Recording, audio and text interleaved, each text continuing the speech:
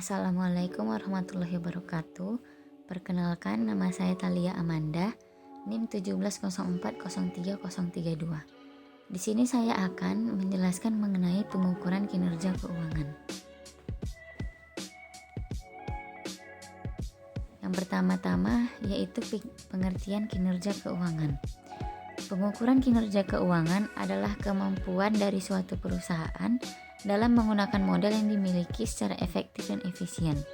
Penilaian kinerja keuangan juga berfungsi untuk memperlihatkan kepada investor atau masyarakat secara umum bahwa perusahaan mempunyai kredibilitas yang baik. Alat ukur yang digunakan dalam menilai kinerja keuangan adalah metode rasio keuangan. Analisis rasio keuangan adalah perhitungan rasio-rasio untuk menilai keadaan keuangan di masa lalu, saat ini, dan kemungkinannya di masa depan. Pada dasarnya, analisis rasio keuangan dikelompokkan menjadi 5 macam kategori, yaitu rasio likuiditas, rasio aktivitas, rasio solvabilitas, dan rasio profitabilitas. Selanjutnya mengenai tujuan pengukuran kinerja keuangan. Tujuannya itu antara lain untuk mengetahui tingkat likuiditas, yaitu kemampuan perusahaan untuk memenuhi kewajiban keuangan pada saat ditagih. Selanjutnya untuk mengetahui tingkat solvabilitas, yaitu menunjukkan kemampuan perusahaan untuk memenuhi kewajiban keuangannya. Selanjutnya untuk mengetahui tingkat profitabilitas, yaitu menunjukkan kemampuan perusahaan untuk mendapatkan laba selama periode tertentu. Selanjutnya, untuk mengetahui tingkat stabilitas, yaitu kemampuan perusahaan untuk melakukan usahanya dengan stabil yang diukur dengan mempertimbangkan kemampuan perusahaan. Selanjutnya, pengukuran kinerja keuangan. Pengukuran kinerja adalah suatu proses penilaian kemajuan pekerjaan terhadap pencapaian tujuan dan sasaran yang telah ditentukan, termasuk informasi atas efisiensi penggunaan sumber daya dalam menghasilkan barang atau jasa, kualitas barang atau jasa, perbandingan hasil kerja dengan target, dan efektivitas tindakan dalam mencapai tujuan. Kinerja keuangan dapat diukur dengan menganalisa dan mengevaluasi laporan keuangan. Metode yang digunakan dalam pengukuran kinerja keuangan adalah metode rasio keuangan dan metode EVA. Selanjutnya, metode analisis keuangan. Yang pertama yaitu melakukan review terhadap data laporan keuangan. Selanjutnya, melakukan perhitungan. Yang ketiga, melakukan perbandingan terhadap hasil hitungan yang telah diperoleh. Yang keempat, melakukan penafsiran atau interpretation terhadap berbagai permasalahan yang ditemukan. Yang kelima, mencari dan memberikan pemecahan masalah atau solution terhadap berbagai permasalahan yang ditemukan. Selanjutnya adalah tahapan menganalisis kinerja keuangan. Ada 5 tahapan, yaitu melakukan review terhadap laporan keuangan. Yang kedua, melakukan perhitungan. Penerapan metode perhitungan di sini adalah disesuaikan dengan kondisi permasalahan yang sedang dilakukan, sehingga hasil perhitungan tersebut akan memberikan suatu kesimpulan dengan analisis yang diinginkan. Yang ketiga, melakukan perbandingan terhadap hasil hitungan yang telah diperoleh. Yang keempat, melakukan penafsiran terhadap berbagai permasalahan yang ditemukan. Pada tahap ini, analisis melihat kinerja keuangan perusahaan adalah setelah dilakukan ketiga tahapan tersebut. Selanjutnya, dilakukan penafsiran untuk melihat masalah yang dialami perusahaan. Tahapan yang terakhir yaitu mencari dan memberikan pemecahan masalah terhadap permasalahan yang ditemukan. Selanjutnya, mengenai analisis laporan keuangan, yaitu macam laporan keuangan. Yang pertama, neraca atau balance sheet terdiri dari elemen pokok, aset, hutang, dan modal. Pengukuran terhadap elemen-elemen neraca biasanya menggunakan historical cost. Selanjutnya, laporan rugi laba atau income statement meringkaskan aktivitas perusahaan selama periode tertentu yang dapat memberikan informasi prestasi operasional perusahaan. Selanjutnya laporan arus kas atau cash flows. Untuk menganalisis aliran kas masuk dan kas keluar perusahaan. Selanjutnya mengenai bentuk-bentuk analisis dan laporan keuangan. Yang pertama, analisis common size. Menganalisis tiap-tiap rekening dalam laporan laba rugi dan neraca menjadi proporsi dari total penjualan atau dari total aktiva. Selanjutnya, analisis rasio. Menganalisis dengan cara membandingkan angka-angka yang terdapat dalam neraca di satu sisi dan rugi laba di sisi lain. Selanjutnya, analisis dew point. Analisis yang memisahkan profitabilitas dengan pemanfaatan aset. Selanjutnya, analisis EVA atau Economic Value Added. Analisis untuk mengukur kinerja yang secara langsung berhubungan dengan kekayaan pemegang saham dari waktu ke waktu. Selanjutnya mengenai metode rasio keuangan, yaitu terdiri atas rasio probabilitas, rasio yang menggambarkan kemampuan perusahaan mendapatkan laba melalui semua kemampuan dari sumber yang ada. Selanjutnya, rasio likuiditas, rasio yang bertujuan untuk mengetahui kemampuan perusahaan dalam membayar kewajiban jangka pendek. Selanjutnya, rasio solvabilitas digunakan untuk mengukur kemampuan perusahaan di dalam memenuhi seluruh kewajiban finansialnya apabila perusahaan dilikuidasi. Selanjutnya, rasio pasar. Rasio pasar tersebut memberikan petunjuk mengenai apa yang dipikirkan investor atas kinerja perusahaan di masa lalu serta prospeknya di masa mendatang.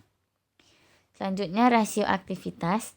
Rasio mengukur seberapa efektif perusahaan menggunakan sumber dayanya. Selanjutnya, rasio probabilitas dibagi menjadi 3 macam, yaitu net margin ratio. Rasio ini digunakan untuk menghitung tingkat keuntungan yang diperoleh dari penjualan dengan membagikan antara laba bersih setelah pajak dengan penjualan.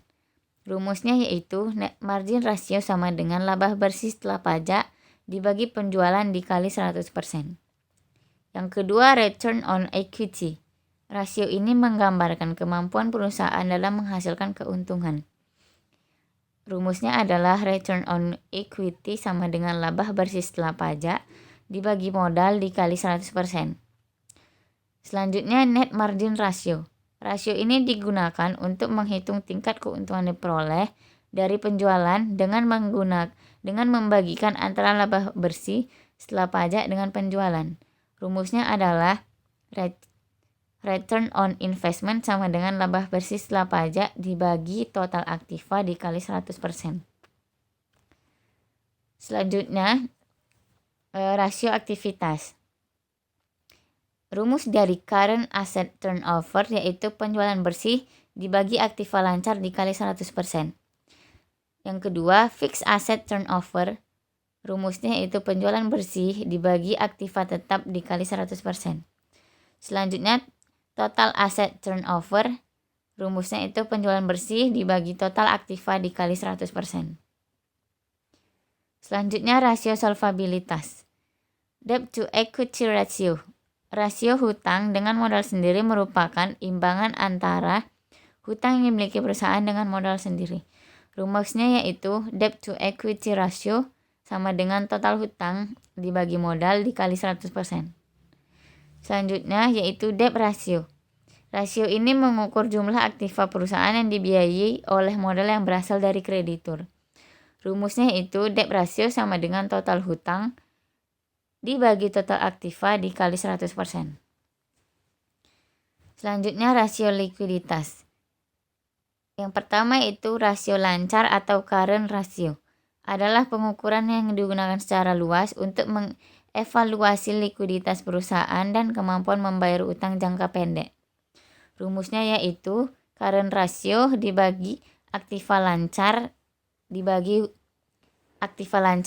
hutang lancar dikali 100%. Selanjutnya, rasio cepat atau quick ratio. Menunjukkan kemampuan aktiva lancar yang paling liquid mampu menutupi hutang lancar. Rumusnya yaitu cash ratio sama dengan kas tambah efek dibagi hutang lancar dikali 100%. Selanjutnya, cash ratio adalah rasio yang membandingkan antara kas dan aktiva lancar yang bisa segera menjadi uang kas dengan hutang lancar. Rumusnya itu cash ratio sama dengan kas tambah efek dibagi hutang lancar dikali 100%. Selanjutnya, analisis kinerja keuangan. Kinerja keuangan dapat diukur dengan menggunakan analisis rasio. Analisis rasio dapat menyingkap hubungan sekaligus menjadi dasar perbandingan yang menunjukkan kondisi atau kecenderungan yang tidak dapat dideteksi bila hanya melihat komponen-komponen rasio itu sendiri. Selanjutnya, teknik analisis keuangan dibagi atas 4 teknik, yaitu yang pertama, analisis perbandingan laporan keuangan. Teknik analisis dengan cara membandingkan laporan keuangan 2 periode atau lebih dengan menunjukkan perubahan baik dalam jumlah maupun dalam persentase. Selanjutnya, analisis rasio keuangan. Teknik analisis keuangan untuk mengetahui hubungan di antara pos tertentu dalam neraca maupun laporan laba rugi baik secara individu maupun secara simultan. Selanjutnya, analisis tren. Teknik analisis untuk mengetahui tendensi keadaan keuangan apakah menunjukkan kenaikan atau penurunan. Selanjutnya, analisis sumber dan penggunaan kas. Teknik analisis untuk mengetahui kondisi kas disertai sebab terjadinya perubahan kas pada suatu periode waktu tertentu.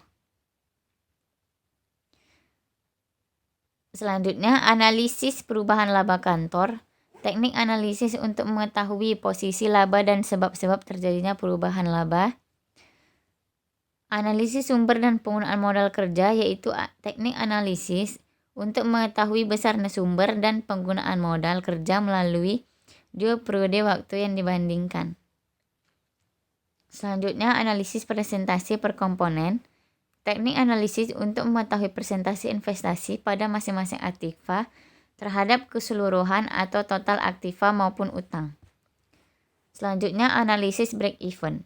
Teknik analisis untuk mengetahui tingkat penjualan yang harus dicapai agar perusahaan tidak mengalami kerugian. Manfaatnya yaitu yang pertama, untuk mengetahui sejauh mana perkembangan perusahaan yang sudah dicapai dalam setiap periode tertentu. Yang kedua, digunakan sebagai dasar perencanaan untuk perusahaan di masa yang akan datang. Selanjutnya, dapat digunakan untuk menilai kontribusi suatu bagian dalam mencapai tujuan perusahaan secara keseluruhan. Selanjutnya, dapat melihat kinerja perusahaan secara keseluruhan sebagai penentu penanaman modal agar dapat meningkatkan daya produksi suatu perusahaan. Selanjutnya, untuk memberi arahan dalam membuat keputusan dan kegiatan perusahaan pada umumnya dan deviasi perubahan tertentu. Selanjutnya, mengenai tolak ukur EVA atau Economic Value Added. Yang pertama, apabila EVA lebih dari 0, nilai EVA positif yang menunjukkan telah terjadi proses nilai tambah pada perusahaan. Yang kedua, apabila EVA sama dengan 0, menunjukkan posisi impas atau break-even point. Berarti tidak ada nilai tambah ekonomi, tetapi perusahaan mampu membayarkan semua kewajibannya kepada para penyandang dana atau kreditur sesuai ekspektasinya. Yang ketiga, apabila EVA kurang dari 0, nilai EVA negatif dan menunjukkan tidak terjadi proses nilai tambah. Berarti perusahaan tidak mampu membayarkan kewajibannya kepada para penyandang dana atau kreditur sebagaimana nilai yang diharapkan ekspektasi return saham tidak dapat tercapai. Selanjutnya, kelebihan EVA, Economic Value Added. Yang pertama, EVA memfokuskan penilaiannya pada nilai tambah dengan memperhitungkan beban biaya modal sebagai konsekuensi investasi. Yang kedua, perhitungan EVA relatif mudah dilakukan. Hanya yang menjadi persoalan adalah perhitungannya biaya modal yang memerlukan data yang lebih banyak analisa yang mendalam.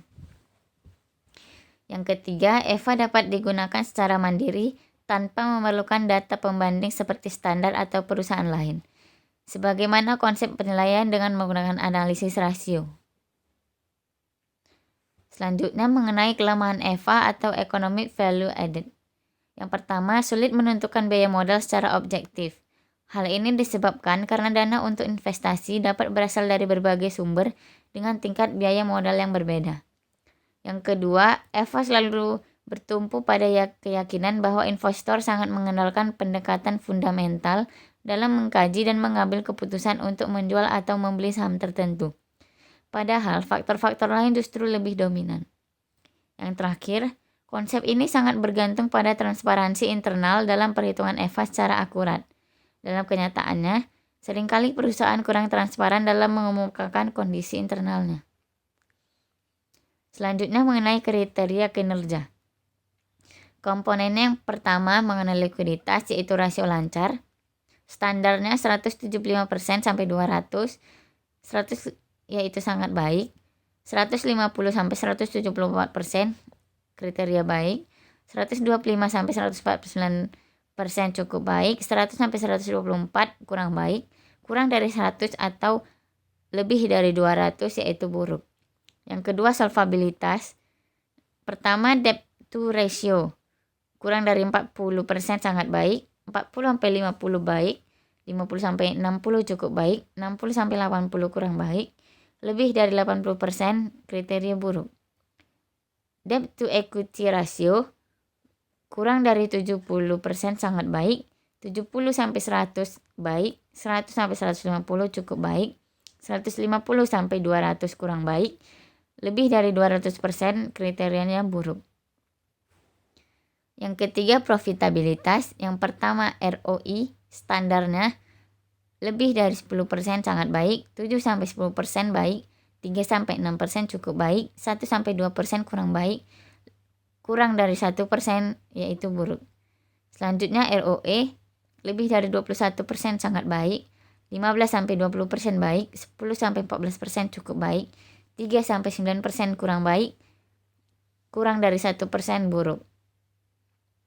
Contoh studi kasusnya. Di bawah ini adalah tabel mengenai rasio likuiditas periode 2014 sampai 2016. Yaitu ada 9 perusahaan. Dapat dilihat pada tabel berikut. Selanjutnya, rasio solvabilitas dapat dilihat pada tabel berikut periode 2014 sampai 2016. Selanjutnya, kinerja perusahaan berdasarkan rasio aktivitas periode 2014 sampai 2016. Dapat dilihat di dalam tabel berikut. Berdasarkan rasio probabilitas periode 2014 sampai 2016 dapat dilihat dalam tabel berikut. Pembahasannya. Yang pertama yaitu mengenai rasio likuiditas. Selama tahun 2014 sampai 2016 dapat ditarik kesimpulan bahwa yang pertama PT Astra International memiliki tingkat likuiditas yang cukup baik. Yang kedua PT Astra Auto Parts memiliki tingkat likuiditas yang kurang baik. Yang ketiga PT Gajah Tunggal memiliki tingkat likuiditas yang cukup baik. Yang keempat PT Indomobil Sukses tingkat likuiditas yang kurang baik. Indospring tingkat likuiditas yang baik. Multi Prima Sejahtera memiliki tingkat likuiditas yang kurang baik. PT Nipres likuiditas yang kurang baik. PT Prima Alloy Steel Universal tingkat likuiditas yang kurang baik. PT Selamat Sempurna tingkat likuiditas yang cukup baik. Selanjutnya mengenai rasio solvabilitas dapat ditarik kesimpulan pada periode 2014 sampai 2016 dapat dibaca pada kesimpulan berikut. Selanjutnya rasio aktivitas selama tahun 2014 sampai dengan 2016 dapat dibaca pada kesimpulan berikut.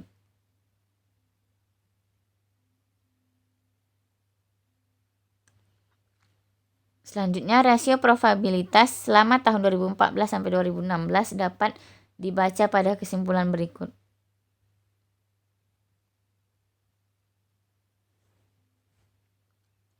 Berikut referensi yang digunakan. Terima kasih atas perhatiannya. Lebih dan kurang saya memohon maaf. Assalamualaikum warahmatullahi wabarakatuh.